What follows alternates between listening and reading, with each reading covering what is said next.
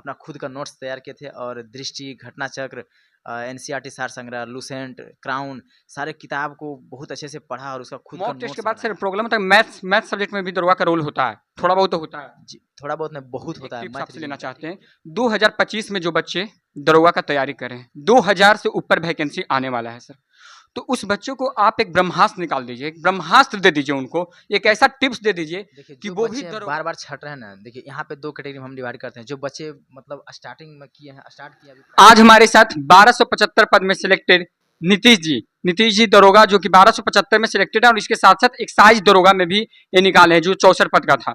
और इनको कोहली के नाम से भी जाना जाता है क्योंकि इनका फेस देख सकते हैं जो कि विराट कोहली जैसा मिलता है। सर तो आप लगता है, हमको लगता है कि विराट कोहली का फैन भी है क्या? बिल्कुल, बिल्कुल बहुत फैन है, हम क्रिकेट खेलते हैं, बचपन से खेलते हैं। तो आज हम इनसे सब कुछ जानेंगे कि दरोगा शुरू से लेकर अंत तक का जर्नी के दरोगा पद में कैसे चयनित हुए, और जो 2025 में एग्जाम देने वाले हैं बिहार दरोगा का, उनके लिए भी एक खास मोटिवेशन देने वाले हैं कि कैसे दरोगा का तैयारी किया जाए। सबसे पहले हमारा दरोगा का तैयारी, इसके साथ बुक लिस्ट का भी चर्चा करेंगे, सब कुछ पूरा डिटेल में वीडियो में देखिएगा आप लोग। 2025 वाले बच्चे इस वीडियो को जरूर से जरूर देखिएगा। सर सबसे पहले आपको ढेर सारी शुभकामनाएं कि आपने मेरा चैनल में आए। बहुत-बहुत धन्यवाद आपका भी। सर आपका फैमिली बैकग्राउंड कैसा था? मेरा फैमिली बैकग्राउंड नॉर्मल ही था, मतलब मिडिल क्लास था। पापा जी किसान हैं और 3 भाई हैं, 3 बहन हैं। अच्छा, तो आप भाई में बड़े हैं क्या सबसे? नहीं, हम सबसे छोटे हैं। सबसे छोटे हैं। और भाई का जॉब ऐसे हुआ था कोई? हाँ, जॉब में हैं, अब हो गया है। अच्छा। तो सर आप स्टार्टिंग से अपना लाइफ जर्नी शेयर कीजिए, आपने कब से दरोगा का तैयारी करना शुरू किया थे? और ये हमको जहाँ तक अभी आप बताया कि 2014 से 24 के बीच में आप तैयारी कर रहे थे और इसके बीच में आप जॉब नहीं लगा था, तो उस बीच का क्या? सबसे पहले हम जब घर से पटना आए थे तो इंजीनियर बनने के सपने को लेकर आए थे, लेकिन कहीं न कहीं उसमें हम सफल नहीं हो पाए, तो हम जनरल कॉम्पिटिशन की ओर मूव किए। 2019 में मैं शुरुआत किया था जनरल कॉम्पिटिशन का। 2019 में मेरा ग्रेजुएशन कंप्लीट हुआ, उसके बाद 2446 का वैकेंसी आया था। तो वो मेरा पहला अटेम्प्ट था जिसमें मेरा पीटी हुआ था, मेंस नहीं हुआ था। उसके बाद 2213 का आया था। लॉकडाउन में हम बहुत मेहनत किए थे, सेल्फ स्टडी बहुत ज़्यादा किए थे, बहुत अच्छे से अपना खुद का नोट्स तैयार किए थे और दृष्टि, घटना चक्र, एनसीईआरटी सार संग्रह, लूसेंट, क्राउन सारे किताब को बहुत अच्छे से पढ़ा और उसका खुद का नोट्स बनाया। उसके बाद वही कहीं न कहीं हमको फ़ायदा किया है और 2213 में मेरा रिज़ल्ट किसी कारण नहीं हो पाया था। उसके बाद 1275 में मेरा फाइनली रूप से सेलेक्ट हुए हैं और 64 एक्साइज में सेलेक्ट हुए हैं। सर तो आप स्टार्टिंग जब तैयारी किए थे तो फर्स्ट टाइम में एग्जाम कहाँ पर नहीं निकला था?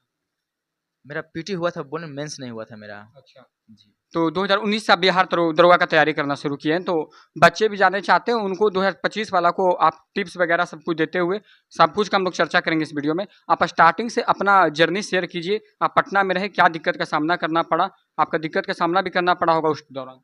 जी, जी, पटना का जीवन जो है ना, मतलब जो बच्चे पटना आते हैं और वो अधिकांश लोग मिडिल क्लास से ही होते हैं, लोअर मतलब बहुत दिक्कत होता है, इकोनॉमिकली रूप से बहुत दिक्कत होता है। तो समस्याएँ आती है, मेरे साथ भी आया है, तो वो समस्याओं से निपटना है, उलझना नहीं है उसमें।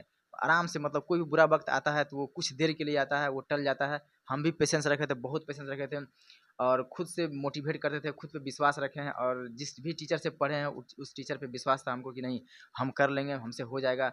वगैरह मतलब आस-पास के माहौल को पॉजिटिव रखिए और कुछ ऐसे दोस्त बनाइए जो आपको बहुत अच्छा से हेल्प करेगा और हमेशा हेल्प करेगा पढ़ाई से रिलेटेड। और मतलब टाइम को जो है ना आप यूटिलाइज़ कीजिए, खुद पे दीजिए, खुद पे समय दीजिएगा, अच्छा होगा। और कुछ बहुत सारा डिस्ट्रैक्शन भी होता है, ठीक है? मार्केट में बहुत सारा डिस्ट्रैक्शन है, जैसे गर्लफ्रेंड, बॉयफ्रेंड ये सब चीज़ का है, मोबाइल का है डिस्ट्रैक्शन। अभी है देखते हैं कि बहुत सारा फेसबुक, इंस्टा ये सब वगैरह ज़्यादा यूज़ करता है, लोग रील्स देखता है। नोटबुक पढ़िए ना कि फेसबुक पढ़िए, ठीक है? तो आप लोग नोटबुक को अच्छा से पढ़िए जो भी। हाँ। आपके मन में कब जुनून चढ़ा था कि दरोगा पद को अब हासिल करना है? मन में कब जुनून ऐसा आया था कि कंधा पे 2 सितारा होना चाहिए और माँ-बाप को अपने से ऊपर गर्व पे रखेंगे? ये सबसे पहले मेरा आया था 2018 में, क्योंकि 1717 वैकेंसी आया था तो मेरे घर से मेरी भाभी का सिलेक्शन हुआ था उसमें, ठीक है? तो हम उनको अच्छे से देखे थे कि कैसे-कैसे तैयारी किए हैं, तो हम भी जब उनको देखें कि इतना आसानी से हो सकता है तो हम भी ले सकते हैं। उसी समय से 2446 का जब आया था तो हम उसके लिए अवेलेबल थे, यानी कि एप्लीकेबल थे उसको फॉर्म भरने के लिए, तो हम वहीं से मेरा जर्नी की शुरुआत हुआ था और आज ये फाइनली रूप से पूरा हुआ है। आज से जो बच्चे तैयारी करेंगे फिलहाल स्टार्टिंग में आपको भी दिक्कत का सामना बहुत ज़्यादा करना पड़ा होगा। जब दरोगा का तैयारी कर रहे होंगे उस टाइम आपको पता नहीं चलता होगा कौन सा बुक फॉलो किया जाए, कौन सा सर का फॉलो करें। स्टार्टिंग में बहुत दिक्कत का सामना करना पड़ता। उस दौरान आप क्या पेशेंस बनाए रखे, कौन सा बुक का फॉलो की, सही गाइडेंस दीजिए ताकि स्टार्टिंग आज से जो बच्चे तैयारी करेंगे और 2025 में वो दरोगा बनने का चाहत रख रहे हैं, तो वो स्टार्टिंग में कौन सा बुक को फॉलो करते हुए, कौन सा ऑनलाइन क्लास में ऑनलाइन कौन सा टीचर को फॉलो करे, कौन सा बेस्ट रहेगा? देखिए, जहाँ तक अगर तैयारी का बात की शुरुआत की बात करें तो आप सबसे पहले आप किसी भी एग्ज़ाम का तैयारी का शुरुआत करते हैं, तो प्रीवियस ईयर क्वेश्चन बैंक बहुत इम्पोर्टेंट है। क्योंकि अगर आपको रास्ता ही पता नहीं होगा तो आप चलेंगे कैसे? तो एक रास्ता प्रदान करेगा आपको प्रीवियस ईयर क्वेश्चन बैंक, जो ज्ञान बिंदु जीएस एकेडमी का जो रोशन सर का है, वो बहुत बेस्ट बुक है, उसको आप लीजिए। उसके बाद उसको क्वेश्चन को एनालाइज़ कीजिए, जितना भी एग्ज़ाम हुआ है उस क्वेश्चन को एनालाइज़ कीजिए। उसके बाद देखिए कि प्री का क्या है सिनेरियो और मेंस का क्या है। हम तो मतलब जनरली बताते हैं कि जितना भी उसमें प्रीलिम्स का जितना क्वेश्चन है उसको अलग कर लिए फाड़ के, मेंस का अलग कर लीजिए, ठीक है। उसके बाद देखिए कि प्री का कौन कौन सा अति सिलेबस क्या है, मेंस का क्या है, उसके अकॉर्डिंग तैयारी कीजिए। उसके बाद अगर जिनका बेसिक अच्छा है वो खुद से भी कर सकते हैं, और जिनका बेसिक अच्छा नहीं है, लगता है कि नहीं हमसे नहीं हो पाएगा, तो एक अच्छा मार्गदर्शन की जरूरत है, तो आप किसी टीचर से किसी कोचिंग का हेल्प ले सकते हैं। बच्चे हिस्ट्री, पॉलिटी, इकोनॉमिक्स, ये सब सब्जेक्ट कौन सा टीचर को फॉलो करके करें? ये सब अगर बात करें तो अगर आप ऑनलाइन पढ़ना चाहते हैं तो हम तो फिलहाल ऑनलाइन ही पढ़े थे ज़्यादातर, ऑफलाइन बहुत कम ही पढ़े थे पटना में। तो आपको जैसा लगता है कि हम ऑनलाइन पढ़ सकते हैं तो ऑनलाइन पढ़िए, ऑफलाइन पढ़ सकते हैं ऑफलाइन पढ़िए। अगर आप बैच लेना चाहते हैं या कोई बता सब्जेक्ट का नाम लेना चाहते हैं तो आप जिस भी टीचर से ले सकते हैं, किसी भी टीचर से ले सकते हैं। अगर ज्ञान बिंदु से जुड़िए आप, जो भी दरोगा की तैयारी करने के लिए तो बहुत फेमस है, तो आप ले सकते हैं उनका बैच। जैसा कि सर ने बताया कि आप लोगों का जो क्वेश्चन होता है कि टीचर का प्रॉब्लम सॉर्ट आउट कर दिए हैं, कोई भी टीचर से आप पढ़ के दरोगा पद को हासिल कर सकते हैं, सही है क्या? बिल्कुल, बिल्कुल। टीचर हमको लगता है कि लगभग हर लोग सेम ही बताते हैं, लेकिन एक होता है ना कि विश्वास हम पे इस पे ज़्यादा है, तो आप विश्वास करके किसी भी टीचर पे जाइए ना, तो आप अच्छा कीजिएगा। तो नीतीश सर सबसे पहले बताइए कि अब बच्चे जो है वो बुक की उलझने में पड़े हुए रहते हैं कि कौन सा बुक को फॉलो किया जाए, आपने कौन सा बुक को फॉलो करके दरोगा पद को हासिल किया? अ, हम देखिए मेरे भाई जी हैं, जो अब मेरे दोस्त के भाई हैं, मतलब जो भी सीनियर लोग हैं वो हमको बताएँ, बहुत अच्छे से गाइड किए हैं। तो सबसे पहले बताए थे कि दृष्टि का क्विक बुक खरीद लो, उसको पढ़ना है, क्योंकि मेरा बेसिक अच्छा था, तो हम उसको बहुत अच्छा से पढ़े, 2-3 बार पढ़े तो हमको बहुत अच्छा लगा। और वही मेरा आज तक मतलब काम किया है, बेसिक मेरा स्ट्रॉन्ग वही किया है। तो दृष्टि क्विक बुक आप पढ़ सकते हैं। फिर हमने क्वेश्चन प्रैक्टिस के लिए घटना चक्र लिया था, उसको कई बार उसको पढ़ा था, पार्ट बाय पार्ट फाड़-फाड़ के पढ़े थे हम। उसके बाद एनसीईआरटी सार संग्रह हम पढ़े थे, फिर लुसेंट पढ़े थे, लुसेंट का ऑब्जेक्टिव भी बनाए थे। यानी कि आप क्वेश्चन किसी भी सब्जेक्ट का आप तैयारी करते हैं या उसको पढ़ते हैं तो उसका ऑब्जेक्टिव ज़रूर लगाइए आप। उसको क्वेश्चन प्रैक्टिस करने से होता है कि आपका कन्फ्यूजन दूर होगा और एग्ज़ाम में आप क्वेश्चन टैकल कर सकते हैं। को एग्ज़ाम में क्वेश्चन मतलब गलती होने का चांस ना के बराबर होता है। इसलिए प्रैक्टिस कीजिए आप क्वेश्चन का, बहुत अच्छा रहेगा। करेंट अफेयर्स बच्चे कहाँ से करें?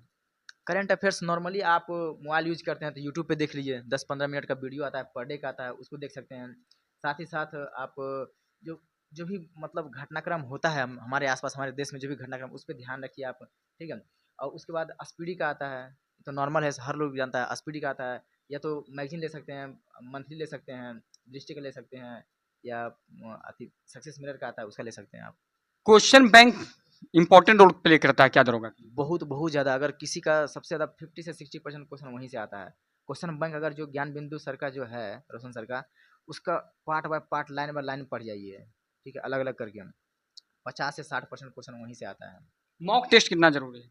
मॉक टेस्ट एक बार हम बताते हैं, अगर आप पूरा सिलेबस पढ़ लिए हैं, तभी आप मॉक टेस्ट लगाइएगा, वरना नहीं लगाइएगा।